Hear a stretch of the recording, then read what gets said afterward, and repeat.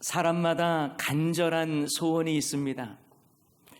그 종류의 색깔은 다 다르고 그 형태는 다를지라도 각자 소원을 가지고 있습니다. 그래서 사람들은 새해 첫날이 되면요, 먼 곳에 가서 태양이 떠오르는 장면을 보고 자신의 소원을 비는 경우도 있죠.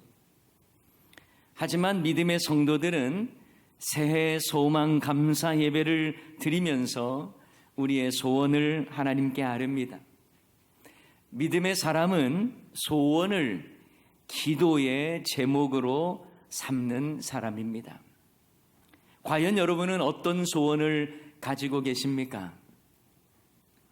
보릿고개 시절 우리 어르신들은요, 쌀밥에 고깃국 먹어봤으면 원이 없겠다라는 말씀을 많이 하셨다고 하죠. 어쩌면 지금 이 시대에도 몸을 녹일 따스한 것과 제대로 된 음식이 필요로 하는 분들이 많이 계실 겁니다. 이처럼 사람들은요, 자신의 필요를 따라 소원을 삼습니다. 진학이 필요하고, 건강이 필요하고, 직장이 필요하고, 승진이 필요하고, 물질이 필요하기에 우리의 소원이 되고 기도의 제목이 되는 것이죠. 여러분, 2022년을 시작하면서 어떤 기도 제목을 가지고 계십니까? 신년을 맞이하면서 기도 제목으로 기록하신 것은 무엇이 있습니까? 바라기는 여러분의 소원이 주님을 향한 간절한 기도의 제목 되시기를 축원합니다.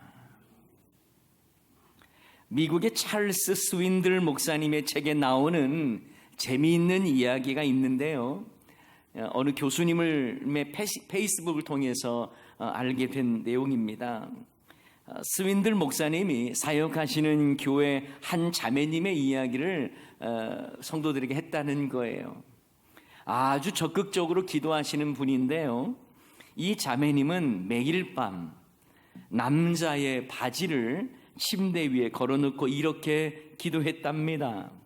하나님, 제가 여기에 바지를 걸어놨사오니 이 바지를 남자로 채워 주옵소서.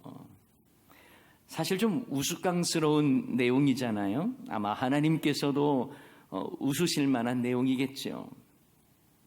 그런데 놀랍게도 이 자매님이요, 머지않아 결혼을 했고 무려 12명의 자녀를 낳아 키웠답니다.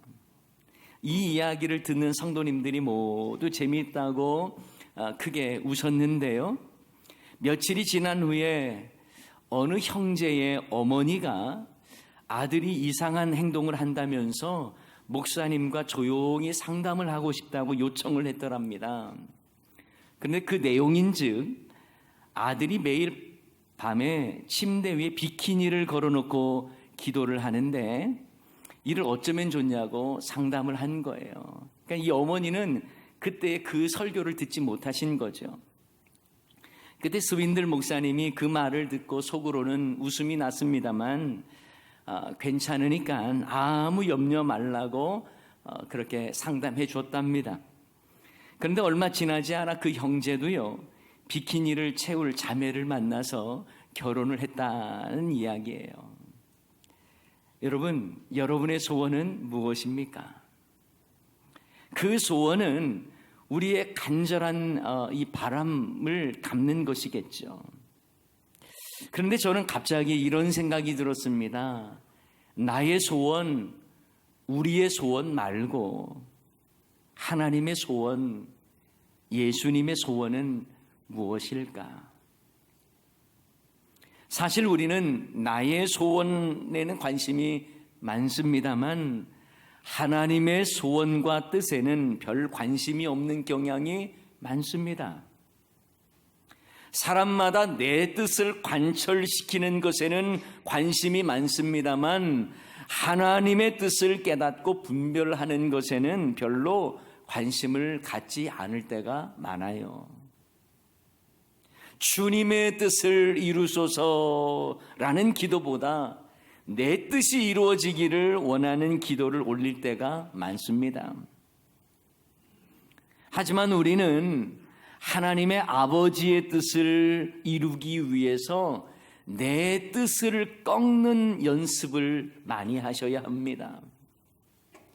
사실 이러한 모습은 예수님의 기도를 통해서 잘 알 수가 있죠. 누가복음 22장 42절 말씀에 보면 이르시되 만일 아버지의 뜻이거든 이 잔을 내게서 옮기시옵소서. 그러나 내 원대로 마시옵고 아버지의 원대로 되기를 원하나이다 하시니, 예수님께서 겟세마네에서 십자가를 지시기 전날 밤에 기도하셨던 내용입니다. 예수님의 기도는요, 아버지의 뜻에 맞추어진 기도였습니다. 바라기는 우리 교회 역시 아버지의 소원, 그 뜻에 맞는 삶을 살아갈 수 있기를 축원합니다. 자, 그렇다면 우리 주님의 소원이 무엇인지를 살펴봐야겠죠. 자, 오늘 본문은 하나님의 소원이 무엇인지를 우리에게 잘 말씀해 주고 있습니다. 우리 다 같이 본문 4절 말씀 함께 읽도록 하겠습니다. 하나님은 모든 사람이 구원을 받으며 진리를 아는 데 이르기를 원하시느니라. 아멘. 하나님이 무엇을 원하시는지를 우리에게 잘 말씀해 주고 있습니다. 여러분, 하나님은요, 우리가 이 땅에서 복되고 아름다운 삶을 사는 것, 기뻐하세요. 하지만 그보다 더 원하시는 것이 있다면 모든 사람이 구원받기를 원하십니다. 모든 사람이 진리를 아는 데 이르기를 원하십니다. 이것이 바로 하나님의 소원입니다. 오늘 본문에서 모든 사람이 구원받으며 라는 말씀에서 이 모든 사람은 이 문맥적으로 보면요, 본문 앞절에 2절이 나와 있는 임금들과 높은 지위에 있는 사람도 포함한 모든 사람이라고 말할 수 있습니다. 이 말은 성도들끼리만 기뻐하고 서로를 위해 기도하지 말고 교회 울타리를 넘어서 세상을 향해, 믿지 않는 자를 향해, 높은 자들 위치에 있는 자들을 위하여 기도하라는 거예요. 이런 점에서 세상의 정치인들이나 관료들을 위해서 우리는 기도해야 합니다. 주님을 알지 못하는 복음의 대상자들을 위해서 기도해야 합니다. 하나님은 우리끼리 예수님 잘 믿고 부족함 없이 잘 먹고 잘 사는 것이 아니라 모든 사람이 구원을 받고 진리를 알기를 원하신다는 사실이에요. 이것이 하나님의 소원입니다. 그러므로 교회는 하나님의 소원을 이루어드리는 삶을 사는 것이 마땅한 것입니다. 교회의 사명도 바로 여기에 있어요. 우리끼리 좋은 교회가 아니라 세상 모든 사람이 구원을 받도록, 모든 사람이 진리를 아는 데 이르도록 우리가 그들에게 함께 예수님을 믿고 함께 복음의 기쁨을 누릴 수 있도록 권면하면서 그들에게 예수 사랑을 전해야 하는 것입니다. 이 귀한 사명을 제대로 받들지 않는 교회라면 하나님의 소원을 담아내는 교회가 될 수 없다는 거예요. 사랑하는 여러분, 여러분에게 묻습니다. 오직 예수님만이 구원의 이름이 되신다는 것을 믿으십니까? 오직 예수님께서 진리이심을 믿으십니까? 요한복음 14장 6절 말씀을 보십시오. 예수께서 이르시되 내가 곧 길이요 진리요 생명이니 나로 말미암지 않고는 아버지께로 올 자가 없느니라고 말씀하셨어요. 예수님이 아니고서는 하나님 아버지께로 올 수가 없다는 것입니다. 예수님만이 길이요 진리요 생명이시기 때문입니다. 예수님 외에 그 어떤 다른 이름도 구원의 이름이 될 수 없습니다. 사도행전 4장 12절 말씀도 우리 다 같이 한번 읽어볼까요? 다른 이로서는 구원을 받을 수 없나니 천하 사람 중에 구원을 받을 만한 다른 이름을 우리에게 주신 일이 없음이라 하였더라. 아멘. 예수 이름 외에는 다른 이름, 구원받을 다른 이름이 없다는 거예요. 그런데 우리가 구원을 얻을 유일한 이름은 오직 예수님이심을 알면서도 예수님을 전하지도 않고 죽어가는 영혼을 향해서 생명의 밧줄을 던지지 않는다면 우리의 신앙은요, 그저 내 안위와 내 평안과 내 신변만을 위한 이기적인 신앙이라고 말할 수 있습니다. 하나님의 소원을 이루어드리는 것이 아니에요. 우리가 먼저 예수님을 믿게 된 것은 이 복음의 소식을 널리 알리고 전하라고 우리에게 주신 것입니다. 그런데 그저 나 하나 구원받는 것에 만족한다면 이것은 올바른 신앙의 모습이라고 말할 수가 없는 거예요. 우리가 맛집 하나만 알아도 주변에게 알려주기를 원하고 값싸게 옷 한 벌만 사도 다른 사람에게 알려주기를 원하는데 생명을 살리는 이 일, 오직 예수님만이 생명이시라는 걸 알면서도 전하지 않는다면 이것처럼 이율배반적인 삶이 어디 있습니까? 구약 에스더서 말씀을 보면요, 이 하만이라고 하는 사람이 나옵니다. 악한 하만이죠. 그는요, 페르시아 아하수에르 왕의 눈과 귀를 어둡게 해서 유다 사람들을 모두 멸하려고 하는 계략을 세웠고, 그리고 유다인들을 다 죽이라고 하는 조서까지 각 지방에 도착하게 했던, 그래서 아주 그 긴박한 상황에 이르렀습니다.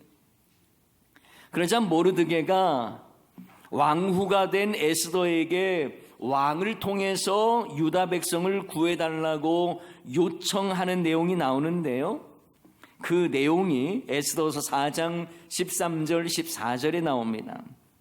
자, 제가 읽어드립니다. 모르드게가 그를 시켜 에스더에게 회답하되 너는 왕궁에 있으니 모든 유다인 중에 홀로 목숨을 건지리라 생각하지 말라. 이때에 내가 만일 잠잠하여 말이 없으면 유다인은 다른 데로 말미암아 노임과 구원을 얻으려니와 너와 내 아버지 집은 멸망하리라. 내가 왕후의 자리를 얻은 것이 이때를 위함이 아닌지 누가 알겠느냐 하니, 그러자 에스더는 모르드게에게 이렇게 답변을 합니다. 자, 4장 16절에 바로 나와 있어요. 당신은 가서 수산에 있는 유다인을 다 모으고 나를 위하여 금식하되 밤낮 3일을 먹지도 말고 마시지도 마소서. 나도 나의 시녀와 더불어 이렇게 금식한 후에 규례를 어기고 왕에게 나아가리니, 다 같이 읽습니다. 죽으면 죽으리이다 하니라. 아멘. 여러분, 저는요, 이 앞에서 보았던 이 두 말씀, 이 말씀이 모르드게가 에스더에게 했던 이 말이 마치 하나님께서 우리에게 하시는 말씀처럼 들렸어요.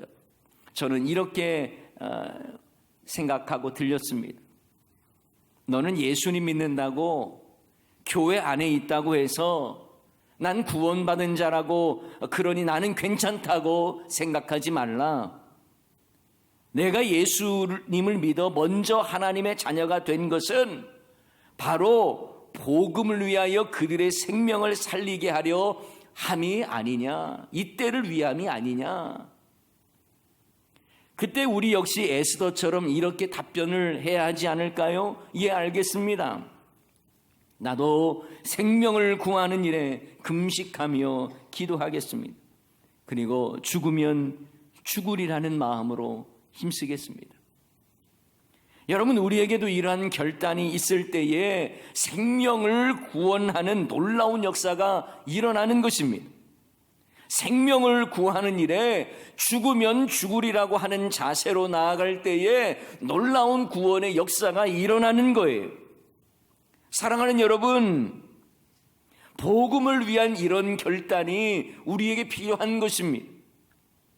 나 하나 구원받았음에 만족할 것이 아니라 모든 사람이 구원을 얻는 일에 우리 온 교회 성도님들이 결단하고 아름답게 쓰임받을 수 있기를 축원합니다. 그런데 어떤 분은 이런 이야기를 해요. 목사님, 하나님 전능하시잖아요. 전능하신 하나님께서 엄청난 기적과 하늘의 표적을 보여주신다면 모두 다 예수님을 믿을 수 있는 거 아닙니까? 그게 더 쉬운 방법 아닙니까? 예를 들어서 하늘에서 손이 나와서 글씨를 쓰는데 예수를 믿지 않는 자는 내가 심판하리라 이 문구 하나 쓰면 아마 모든 사람들이 그걸 다 보고 하나님 믿지 않겠습니까? 여러분 어떻게 생각하십니까? 하나님이 엄청난 기적을 보여주셔서 주께로 돌아오게 하시는 방법이 더 쉽고 확실한 방법일 수 물론 있겠죠. 그런데 하나님은 우리를 기이한 현상으로 겁박해서 예수 믿게 하는 방법을 기뻐하지 않습니다. 다만 먼저 믿은 우리가 복음의 증인이 되어서 그들에게 생명을 전하고 그들을 살리는 일을 감당하기를 원하세요. 이것이 바로 우리에게 맡기신 전도입니다. 사명입니다. 하나님은 이 일을 통해서 이 땅을 구원하시기로 계획하셨습니다. 자, 그래서 고린도전서 1장 21절은 이렇게 되어 있어요. 하나님의 지혜에 있어서는 이 세상이 자기 지혜로 하나님을 알지 못하므로 하나님께서 무엇의 방법이요? 전도에 미련한 것으로 믿는 자들을 구원하시기를 기뻐하셨도다. 하나님이 그 방법 기뻐하신다는 거예요. 먼저 믿은 우리가 또 다른 사람에게 복음을 증거하며 그 복음을 받은 자들이 예수님을 믿음으로 복음이 널리 퍼져나가게 하심이 하나님의 소원이라는 거예요. 그래서 예수님은 우리에게 땅끝까지 이르러 내 증인이 되라고 말씀하셨습니다. 예수님의 소원입니다. 여기에는 그 누구도 예외가 없습니다. 모든 믿는 자들에게 주신 사명이기 때문에 그렇습니다. 하나님은 저와 여러분을 먼저 부르셔서 전도와 선교의 사명, 영혼 구원의 사명을 주셨고 우리가 그 일을 잘 감당하도록 격려하고 계십니다. 그리고 하나님은 모든 사람들이 회개하고 돌아오기를 애타게 기다리고 계십니다. 마치 집 나간 둘째 아들을 기다리는 아버지의 모습처럼 하나님은 복음을 알지 못하고 진리에 이르지 못한 자들이 주께 돌아오기를 간절히 원하십니다. 그리고 그 일에 먼저 예수님을 믿은 저와 여러분을 사용하기를 원하세요.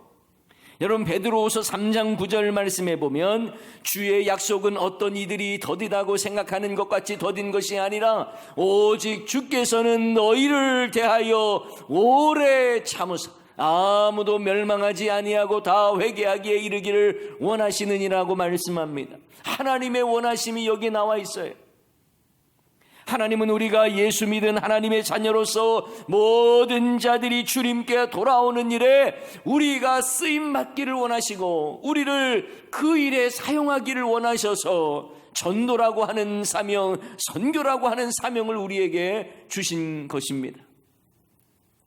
사랑하는 여러분, 우리 모두는 하나님의 사람으로서 모든 사람이 구원받고 진리를 아는 데 이르기를 원하시는 하나님의 소원을 이루어드리는 일에 최선을 다해야 할 것입니다. 여기에는 그 누구도 예외가 없습니다. 하나님은 그 일을 이루시기 위해 독생자 예수님을 이 땅에 아낌없이 보내셨어요. 구원의 길을 허락하셨습니다. 생명의 길을 주셨습니다. 그러니 먼저 구원의 길을 걷는 자, 생명을 얻은 저와 여러분은 예수님의 생명을 또 다른 사람이 얻도록 전도하고 또 예수님의 소원을 이루어드리는 삶을 마땅히 살아야 하는 거예요. 그런데 주님의 간절한 소원을 알면서도 제대로 실천하지 않고 복음의 열정이 우리의 마음속에 무뎌질 때가 또한 얼마나 많습니까? 사실 성도님들 중에 복음을 전해야 한다는 것 모르는 분은 아무도 없을 거예요. 하지만 실제 복음을 전하려고 애쓰는 사람은 그렇게 많지 않습니다. 그러나 이것은 해도 되고 안 해도 되는 것이 아니에요. 우리의 사명인 것입니다. 그러므로 우리는 주님의 소원을 마음속에 늘 새겨야 합니다. 내 뜻이 아니라 주님의 뜻, 주님의 소원을 우리는 이루어드리는 삶을 살아야 하는 거예요.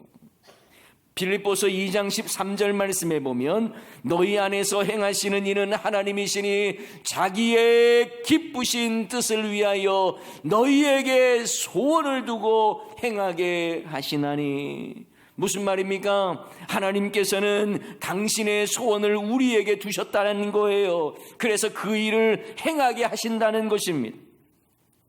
그러므로 영혼 구원하는 일은 하나님의 소원을 우리의 마음속에 소원으로 담아두신 것이라는 겁니다. 2022년도를 시작하면서 우리는 여러 가지 소원을 하나님께 아뢰었을 것입니다. 우리의 필요와 염려를 기도의 제목으로 삼았을 것입니다. 잘하셨습니다. 하지만 그것만이 아니라 이제는 주님의 소원을 이루어드리겠다고 결단하는 저와 여러분이 되어야 할 것입니다. 이를 위해서 소그룹 목장 안에서 주님의 소원을 이루어드리는 복음의 역사가 일어나기를 소원합니다. 영혼 구원이 예수님의 소원임을 깨닫고 이 일에 모두가 마음을 모을 수 있기를 소원합니다. 영혼 구원이 없는 소그룹은 그저 우리끼리 좋은 친목 교제 모임일 수밖에 없어요. 그래서 목장은 작은 교회로서 그 안에 VIP 전도 대상자가 항상 있어야 하고 이를 위해서 한 마음으로 기도하며 그분들도 함께 예수님을 믿어 하늘의 복을 누릴 수 있도록 그 일에 우리 모두가 쓰임받아야 하는 것입니다. 코로나의 위중한 상황 속에서 성도들조차도 신앙을 잃어가고 있는 이 시대의 교회를 바라봅니다. 세상은 교회를 향해 싸늘한 시선을 보내고 있습니다. 하지만 우리는 주님의 소원을 알기에 영혼 구원하는 일을 포기할 수 없습니다. 그 일을 위하여 죽으면 죽으리라는 각오를 가지고 나아가야 한다는 사실이에요. 그래서 주님의 소원을 담아내고 주님 기뻐하시는 영혼 구원의 일들이 우리 교회를 통해서 아름답게 일어나야 할 것입니다. 이 일에 우리 모든 성도님들이 아름답게 쓰임받는 우리 대연중앙교회 모든 주의 권속들 되시기를 주님의 이름으로 간절히 축원합니다. 오늘 말씀 기억하면서 우리 주님의 마음을 생각하면서 우리 함께 찬양하겠는데요. 예수 이름이 온 땅에, 예수 이름이 온 땅에 우리 함께 찬양하도록 하십시다.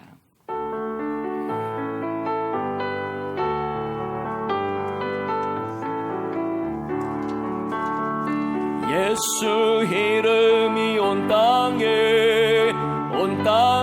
퍼져가네. 잃어버린 영혼 예수 이름, 그 이름 듣고 돌아오네. 예수님 기뻐 노래하시리.